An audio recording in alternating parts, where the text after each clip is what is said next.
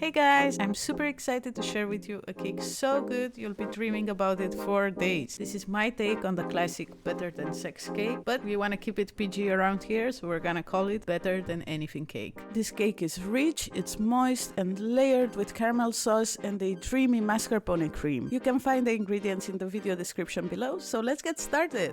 In a medium bowl, whisk together 2 eggs, vegetable oil, buttermilk, and vanilla extract until smooth and well combined. Then set it aside. In a bigger bowl, mix the all-purpose flour, cocoa powder, sugar, espresso powder, baking soda, and salt. Whisk until fully combined. Now add the wet mixture to the dry ingredients, stirring until just combined. Be careful not to overmix, as this can affect the texture of your cake. While whisking, start pouring in the hot water. The batter will be fairly thin, but that's how it should be for a light, super moist cake. Pour the batter into a rectangular cake pan lined with parchment paper. Bake for 45 to 50 minutes at 180 degrees Celsius or 350 Fahrenheit. In the meantime, you can prepare the mascarpone frosting. Using an electric mixer, beat the mascarpone cheese for 1 minute, then add the powdered sugar and beat until just combined. Slowly add the heavy cream to the mixture, mixing between each addition. Then add the vanilla extract and mix again. At this point, you can taste the frosting and add more powdered sugar if you prefer it sweeter, but since the rest of the cake is fairly sweet, I like to keep the frosting on the less sweet side. Place the mascarpone cream in the fridge until it's ready to use. Once the cake is ready, you can level it with a knife and using the back of a wooden spoon or something similar like this, poke holes all over the top of the cake.